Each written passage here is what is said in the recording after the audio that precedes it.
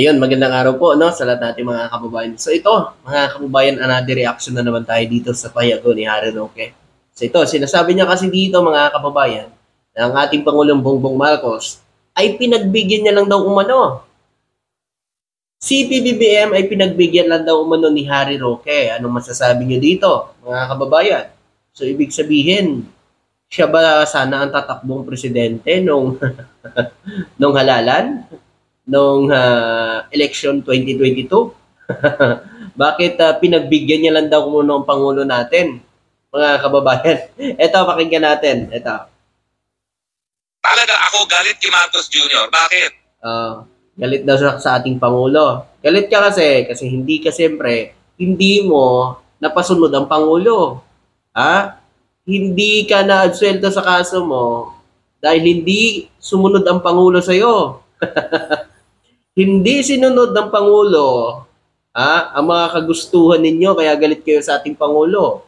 Diba? Kaya gusto niya nang patalisigin at gusto niya nang paalisin. Ang gusto niya na maupo at makabalik kayo sa kapangyarihan. Diba? Kaya galit na galit kayo sa Pangulo. Inuutoy niyo mga followers niyo para magalit din sa Presidente. Diba? Oh, tama, Riroque, diba? Hindi ka naman magagalit sa ating Pangulo siguro kung wala kang kaso. Eh nga may kaso ka, galit na galit ka. Diba? Ganoon lang yan eh.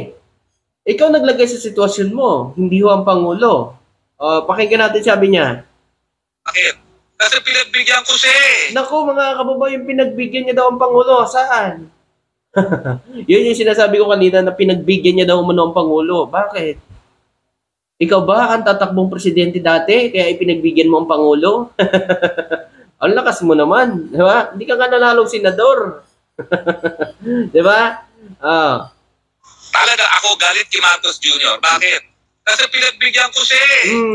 Akala ko talaga, babaguhin niya yung imahe ng kanyang pamilya.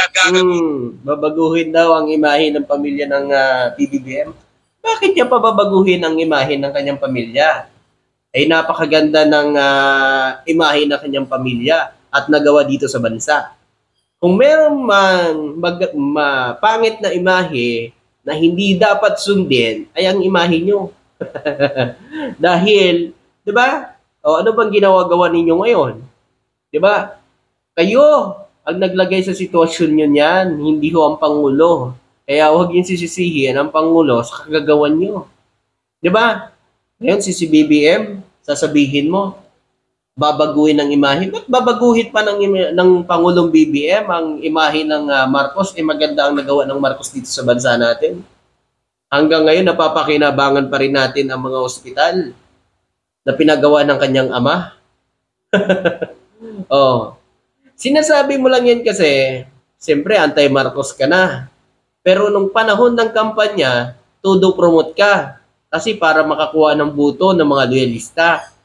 Pero ngayon, dahil galit ka na, dahil nagkaroon ka ng kaso at hindi ka na-absuelto, 'di ba?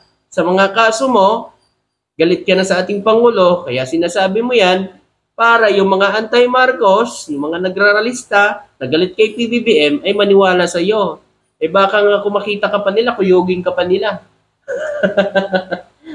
Ngayon, sasabihin mo kay BBM na galit ka sa kanya, talagang magagalit ka sa sarili mo, hindi sa Pangulo.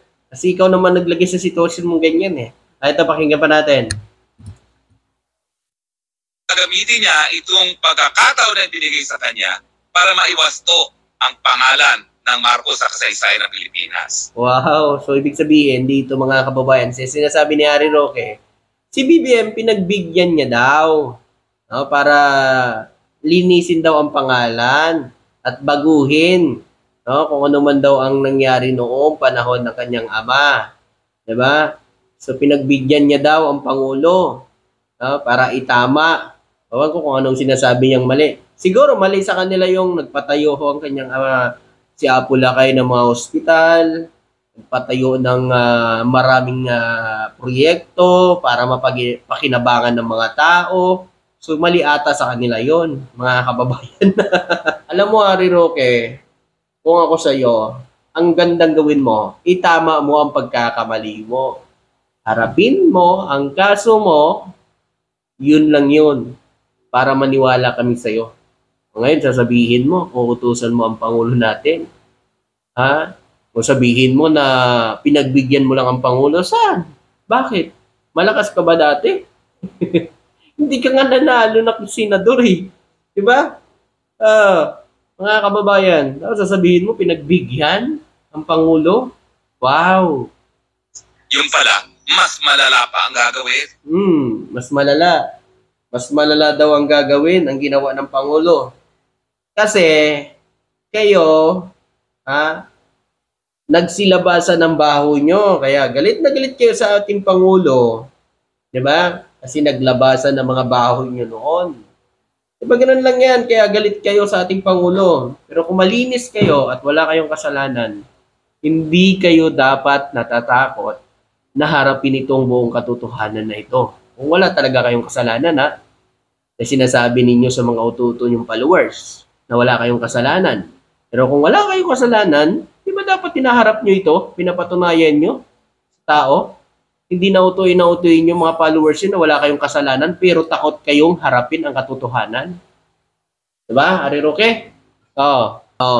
Ngayon mga kababayan, dito naman tayo sa trending ngayon. Sa ginawa nila dun sa dahig na nag-away-away sila dahil sa humba. Diba? Nag-away-away sila dahil sa humba. Diba? Nagmurahan. Diba? Ito, pakinggan nyo. Papastos na siya sa mga tao dito sa Duterte.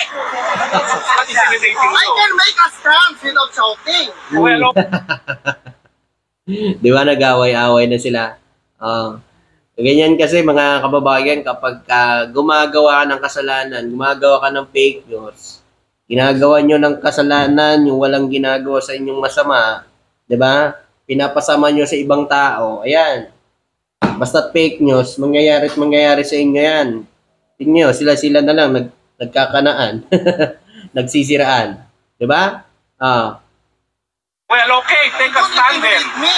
Ako kasi yung sinira. Tama na! Siya daw ang sinira. Tungkol ho ito sa humba. Paano ba naman kasi? Baka wala ka kasi ambag, Roque. Diba? Magbigay ka kasi ng ambag. Hindi nakakain ka lang ng humba. Hindi ka pa nag-aambag. Ang lakas mo pa siguro lumamon. Ang lakas mo pa lumamon ng humba. Diba? Mga kababayan? Tama na! I care if you intimidate by me. Exactly. Hey, attorney! Alvin, tama na! It's his birthday, so please stop. But Sila na lang talaga, no, mga kababayan. So, ayan. Mga supporters nyo. Mga followers nyo. Yung mga nauuto nyo. Paano ba yan? Magpapauto pa rin ba kayo sa kanila? Tingnan nyo naman kung anong merong ugali sa mga sinusuportahan nyo. Diba? Ang masaklap no? Sila I was the one nag-aaway-away. blasphemed. I know, but Don't tell me to stop. I was the one blasphemed. Please! Don't tell me to stop. Kung nga naman, ba't po kasi pinapastop? Spokesperson yan. Diba? Spokesperson yan.